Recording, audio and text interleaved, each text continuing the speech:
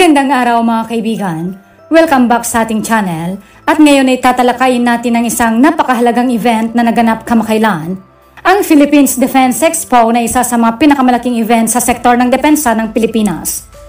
Ang expo na ito ay nagbibigay daan para makapagtipon ng mga pangunahing kumpanya sa buong mundo upang ipakita ang kanilang pinakabago at advanced na mga teknolohiya at kagamitan sa militar na planong bilhin ng bansa.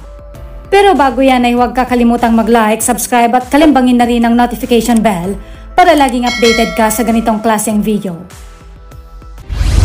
Big event, it's an important event because it enables us to take a look at the latest technology, what weapon systems, what equipment, modern equipment are available, and also to update ourselves with the products of the different defense industry.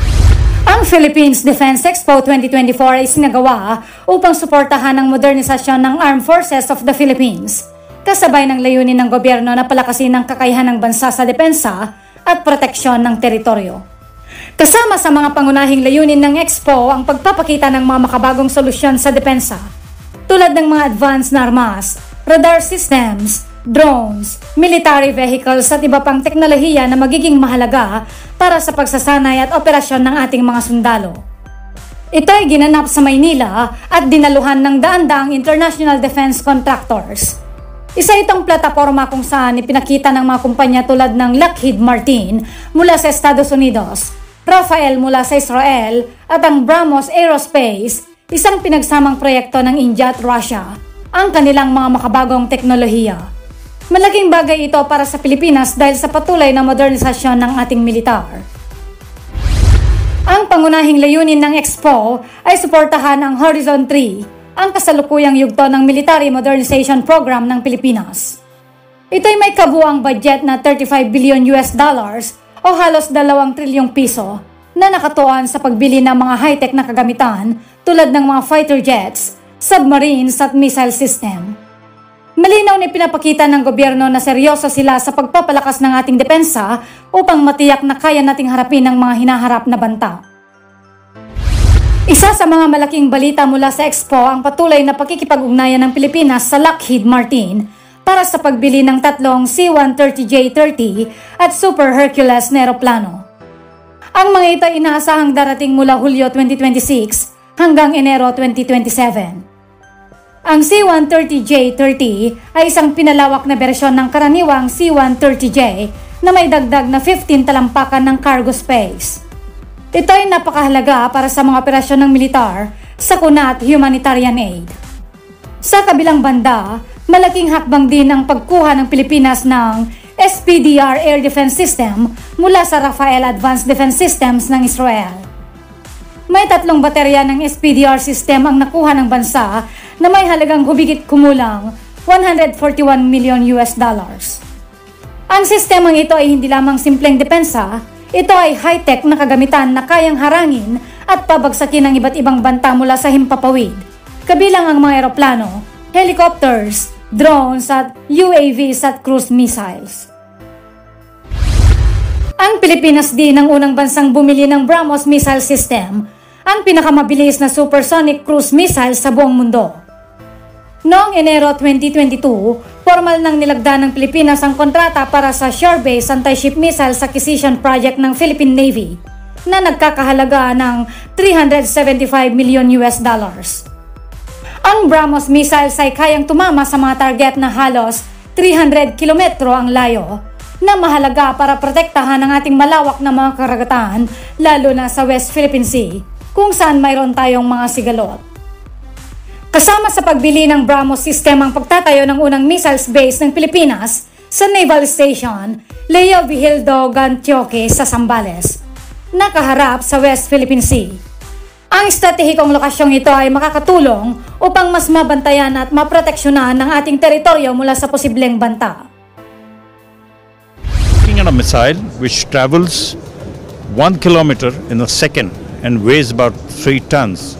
So the impact at the target is that much huge because the kinetic energy at the impact is very, very high. Isa pang highlight sa Expo ang makabagong fighter jets mula sa Swedish defense firm na Saab, ang JAS 39 Gripen. Ang Gripen jets ay kilala sa kanilang kakayahang magamit sa iba't ibang misyon at ang kanilang advanced na teknolohiya. Malaki ang interes ng Philippine Air Force or PAF sa mga ito bilang kandidato para sa kanilang multi-role fighter acquisition program. Ayon kay Jussi Halmatoya, ang Air Operations Advisor ng Saab, ang Gripen ay hindi lamang epektibo sa operasyon, ito rin ay mas matipid sa gastusin kumpara sa iba pang mga jets. Mahalaga ito dahil ang Pilipinas ay nais magkaroon ng makabagong kakayahan sa ere habang nananatili sa loob ng kanilang budget. Kaya't ang Gripen ay maaaring maging isa sa mga pangunahing pagpipilian ng PAF sa kanilang modernisasyon. Isa sa mga pangunahing dahilan ng modernisasyon ng militar ng Pilipinas ay ang tumitinding tensyon sa West Philippine Sea. Dahil sa mga alitang pang-teritoryo, ang bansa ay nagsusumikap na palakasin ang kakayahan nitong ipagtanggol ang ating soberanya. Sa loob ng susunod na 10 taon, inilaan ng gobyerno ang $35 billion para mapalakas ang depensa laban sa mga posibleng banta, lalo na mula sa ibang mga bansa. Ang Horizon 3 ay isang napakahalagang bahagi ng pagbabagong militar ng Pilipinas.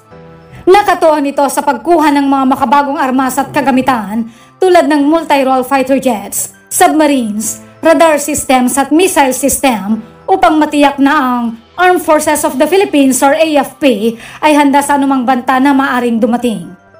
Ito ang susi upang maprotektahan ang ating bansa at masiguro ang seguridad ng rehiyon.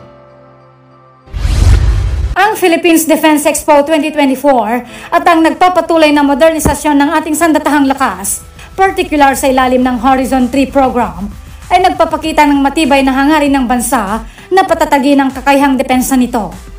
Sa pamamagitan ng malalaking pamumuhunan at pakikipag-ugnayan sa mga kilalang tagapagbigay ng kagamitang pandepensa mula sa ibang bansa, layo ng Pilipinas na higit pang paunlarin ang mga struktura at kagamitan ng militar. Ang mga pag-unlad na ito ay magbibigay sa sandatahang lakas ng Pilipinas ng sapat na kakayahan upang harapin ang mga kasalukuyan at hinaharap na banta sa seguridad na magtitiyak sa kaligtasan ng bansa at sa katatagan ng rehiyon. Muli, maraming salamat sa inyong panonood, kaibigan. Kung nagustuhan niyo ang aming video, ay huwag kakalimutang i-like, ibahagi sa inyong mga kaibigan at mag-subscribe na rin sa aming channel para sa mas malalim pang talakayan sa mga susunod pang mga video.